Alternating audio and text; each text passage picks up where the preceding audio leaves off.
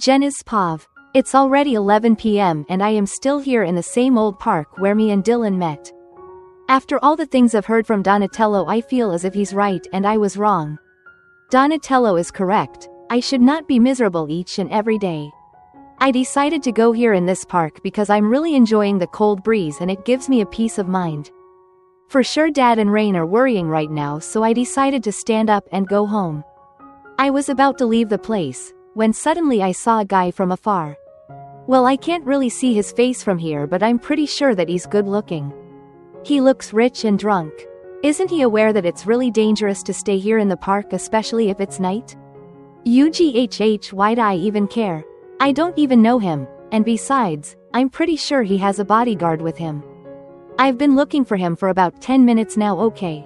I'm concerned. I'm just being a good citizen of this country. UGHH, forget it. I don't think any bad will happen to him. As I turned back, I heard a group of guys punching him. I looked back and I saw that they're kicking, punching and punishing him. Why won't he protect himself? I suddenly remembered that he's drunk. What should I do now? They're beating him so badly. I started panicking. Oh yeah, there's a payphone here in the park. So I immediately rushed to the payphone, dialed the number of the nearest police station here in the park. As soon as the police accepted the call, I hurriedly told the police officer that there's a guy being beaten up by a group of bad people here in the park. I ended up the call, and decided to go back to the place where I saw him. Oh no. He's unconscious now, and it seems like the group of bad guys wants to take his money and expensive stuffs. Come on, Jenna, think, I said as I was slapping myself. I saw some pebbles on the ground and I decided to throw those to the bad guys anyway. I'm far from them, so they won't even catch me. I threw the pebbles at them. I must say, I'm a sharp shooter just like LeBron James. I was able to hit them in the head bullseye. What the hell? One of them shouted. The guy with the blue hair saw me and told his fellow members that I was the one who hit them. You're dead, they shouted as they were running towards me. I started running very fast, and good thing the cops are here already. They're over there, I pointed as I continued running like a child. I saw a taxi cab and I immediately went inside. Phew. Good thing I'm safe, but what about the guy? I hope he's fine. Randell's Pav. I woke up and I see myself lying on a bed here in my dad's mansion. My head has bandage wrap on it, as well as my legs. I also have a lot of bruises in my arms. The only thing I remembered last night is that Connor went in my condominium. I got drunk, and when Connor left my condominium, I decided to go to the Highland Park to have some relaxation and a peace of mind. My bodyguards were not with me during that time. They insisted to, but I told them that I can manage. I was enjoying my stay in the park when suddenly a group of bad guys, or should I say, gang, approached me and they started beating me so badly. If I'm not mistaken, they are 5. During that time, I thought I was going to die. I got unconscious. Who could have saved me? I should thank him or her for saving my life. I need to go to the police station now in order to know the person who I should thank with. I saw my things on top of the shelf. My Patek Philippe watch is here, as well as my $1,000. I was not robbed. Thank God. I changed my clothes and decided to go downstairs, in order to go to the police station. I saw Dad and Marco eating breakfast. Where are you going? Dad asked. Dad, I just wanted to go to the police station. To. Marco suddenly interrupted. Dad, I'll go now, he said. He passed by me and left. Randell, you should take rest. I'll be the one to go there, Dad insisted. But Dad, I can manage, I said. Okay, if you say so, Dad exclaimed.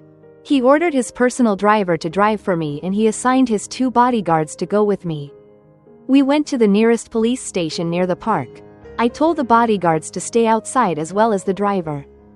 Good morning, officer. I'm Randell Neville, the guy who has been beaten up last night in the park, I said. Good morning, sir. Let's go in the office for further investigation, the officer said. Sure, I replied. As we entered the office, I took a seat. The officer sat on his seat and asked me if I could spare my time for a brief description of what really happened last night. I explained everything to him and the officer excused himself. He came back after a while and presented me 5 guys. Sir, are they the one? He asked. I remained silent for a while. I was examining them one by one. I saw the guy with the blue hair and has tattoo on his left arm, and I was able to recognize the other guys as well. Yes, they're the one who beat me up last night, I firmly said. The officer ordered the 3 policemen to put them in jail. The guy with the blue hair looked at me badly. You should have been dead already, he shouted. I signaled the policeman to bring him in front of me and he followed my order. I punched him in the stomach real hard. He was about to fight back but the policeman prevented him to do so. Go to hell, asshole, he shouted, as the policeman pulled him out of the office. I smiled at him wickedly and turned my attention back to the officer. Officer, I want to know the person who saved my life, I said. About that way weren't able to ask her name. She was running very fast away from those guys who attacked you. She called us, telling that there's a guy being beaten. Do you have any valuable things with you, sir, during that time? The officer asked. Yes, but none of it has been robbed by those guys, I answered. I can't believe it, a lady saved me? Whoever she is, I should really thank her. If it weren't for her, I'd be dead by now. Officer, do you still remember how the lady looks like? I asked, hoping that he would be able to describe the lady to me. Yes, sir, she has a brunette hair. She has a fair complexion, and about 5 feet 1 inch tall, he said. Thanks, officer. I left and decided to go to the company to see Connor. Randell's POV. As I entered the building, the employees started whispering to one another. What happened to Sir Randell? I hope he's fine. I heard he has been beaten up last night by a group of bad guys. Those are some words that I've heard from them. I just pretended that I didn't hear a thing. I went to my office and ordered my assistant to call Connor. After 10 minutes, knock. Come in, I said. Connor came in and sat on a chair in front of my desk. How are you? I heard from some of the employees downstairs that you were beaten up last night, he said worriedly. I'm fine, I said, even though my head still hurts a bit. I can see that he's examining me. He has been looking to my bruises. Good thing someone was there during that time or else I'd be dead by now, I said, just to break the silence in the atmosphere. Yeah, whoever he is, we should really thank him, he said. Actually, it's not a he, it's a she, I said, as I was waiting for his reaction. No way, he said in disbelief. Yeah, when the police officer told me that, my reaction was same as yours, I said. Have you met her already? He asked. That's the problem, the policemen weren't able to get her name, location, and contact number as well, I said as I shook my head. Someone knocked at my office. Come in, I yelled. It's the private investigator that I've called yesterday. Connor looked at me with a surprised look in his face. Have a seat, I said as I was pointing to the seat near where Connor is seated.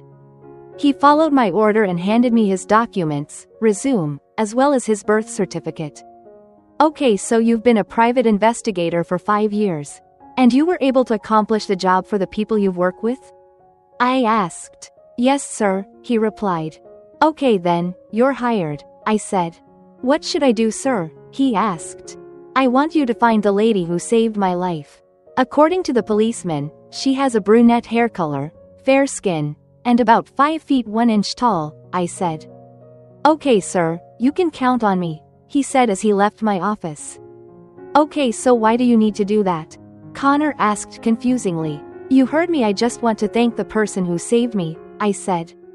Well, let's just wish that your brother and father won't find out about this or else. I suddenly interrupted. I'm not doing anything wrong, I said. He nodded his head as a sign of agreement. He was about to leave my office when suddenly he remembered something. Oh yeah, I almost forgot, he said as he was going near me again and handed me the envelope that he's been holding a while ago since he entered my office. I opened the envelope, and I saw a job application, resume and a cover letter in it. I took out the job application letter and I noticed that someone wants to apply for a job here in my company as an accounting executive. Rain Davis, I mentioned as I read his name. Well, he looks fit for the job, but, according to his resume, he finished an education course major in mathematics. He didn't took accountancy, I said as I was waiting for Connor's opinion. Yeah, that's also the thing that I'm thinking about, he said. I can't hire him, he added. I nodded in response and he left my office.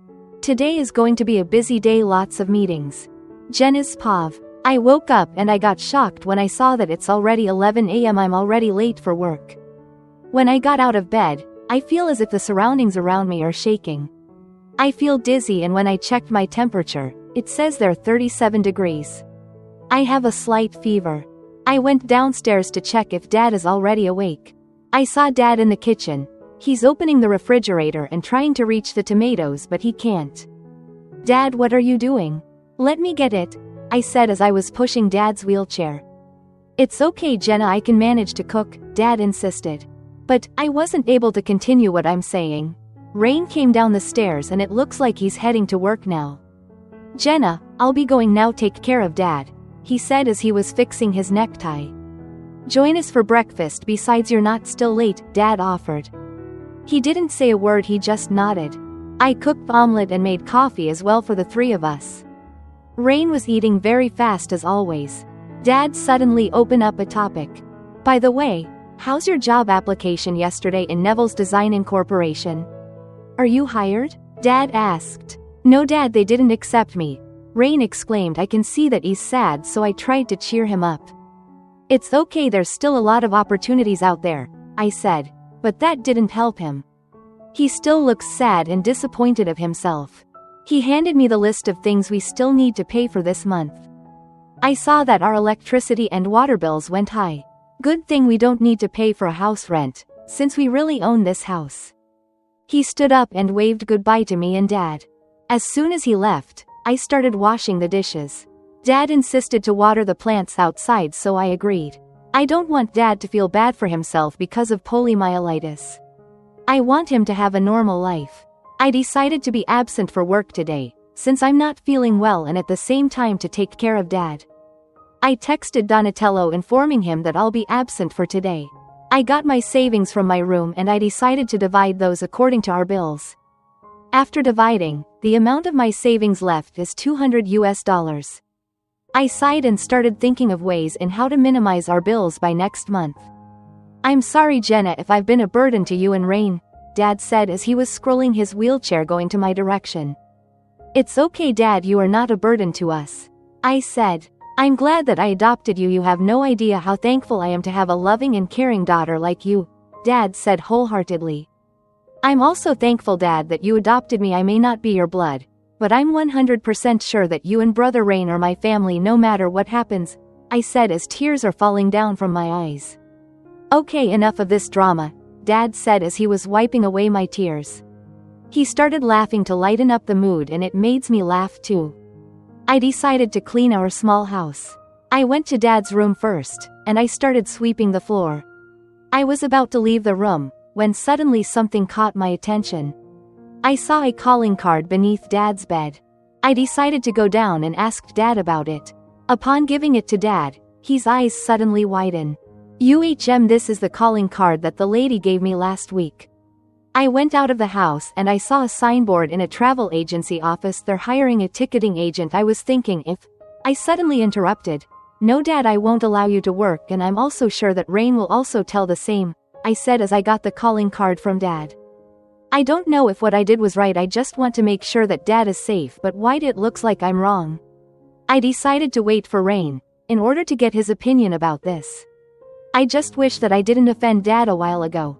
Randell's Pav. After all the meetings I've been through, I decided to take a nap now in my condominium. To be honest, I still don't want to go back to Dad's mansion, especially that Marco is there. I just need to distance myself away from him. In that way, there wouldn't be any trouble between us.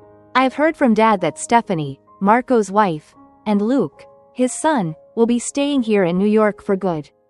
5 days remaining and they'll be here already. I wonder how Luke looks like now. I miss playing video games with him. I was about to close my eyes when suddenly my phone rang. It's Dad. I accepted the call and waited for Dad to speak. Randell, can you please do me a favor? Dad asked. What is it, Dad? I curiously asked. I want you to go with Marco in the business proposal tomorrow. I know that you're very busy in regards with the board members, but this is also important to me, to our company, Dad said with a begging tone of voice. I kept silent for a while first. He let Marco work in our company, even though Marco already has several companies in Greece, and now he wants me to work with him? This is too much to bear. Please? Dad added. He must have noticed my silence for a while. I don't know what to do. Dad knows very well that me and Marco don't get along. Sure, Dad, I melancholy said. Thanks, son. I ended up the call, and started thinking. I hope everything will be alright tomorrow. The next day, I woke up early, brushed my teeth, washed my face, and took a shower. I made sure that I looked presentable. I wore my black tuxedo and matched it with my black pants. I also wore my blue necktie and black leather shoes. I decided to drive my car, since I'm not really used for other people to drive for me. I was able to go to the company just in time. As I get out of the car, I saw that Marco is already in the lobby waiting for me. I suddenly got nervous, especially when our eyes met from afar. I smiled at him and he just ignored me, looking at the other direction. I came near him and took a deep breath. I waited for him to say something, but he remained silent for quite a long now, so I decided to speak up. Where are we going? And what time should we leave? I asked without looking at him directly. Why, are you in a hurry? He asked as he raised his eyebrows. Whoa, I'm just asking in a nice way, he doesn't need to be rude. I kept my thoughts to myself. I'm just asking, I said while at the same time trying my best to give him a smile. He frowned at me. He was about to tell something when suddenly his personal assistant came. That made him divert his attention to his assistant. Why are you late? I told you to come early in order to give me the papers, right? He yelled to his assistant and gave her a deadly look. His eyes suddenly widened and his face suddenly turned into red. Whoa, he's mad. Sir, I was caught in a traffic and, the assistant panically explained, but Marco suddenly interrupted her. Traffic? That's the lamest excuse I've heard in my entire life. Marco raised his voice even higher.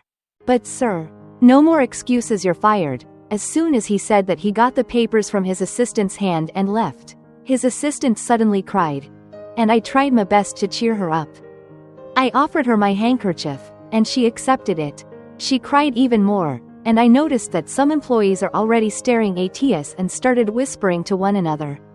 Sir, I'm telling the truth. I was caught in a traffic and my mom has sick, so I needed to bring her in the hospital before going here, she said as she was using the handkerchief that I lended her. How could my brother be so cruel? He didn't even let his assistant explain everything and he suddenly decided to fire her just like that? Don't worry, I'll do my best to hire you back, I said. His assistant calmed down upon hearing those words from me. I know that she can't afford to lose her job, knowing that her mom is sick. A bodyguard came near me and told me that Marco is now waiting for me in the car. I nodded in response and followed him. As soon as the bodyguard opened the door of the car for me, I started talking to Marco even though I didn't come in yet. I was hoping that I could put some sense to him. Marco, we need to talk, I seriously said. There's nothing to talk about, I've made up my mind, he said as he looked at me badly. I don't know what happened to me, but I suddenly got mad. I feel pity for his assistant while he, himself, doesn't care about other people's feelings. No, we need to talk, I said in a demanding tone of voice. He chuckled for a while and looked at me from head to toe. He gave me his, I'm not afraid of you, look. Go away, he calmly said. Huh? But we have a business proposal to attend, I confusingly said. Just go away, he ordered. I don't need you anyway, he added. I nodded and slammed the door of his car. This is too much. I don't care even if Dad will lecture me later. I didn't do anything wrong.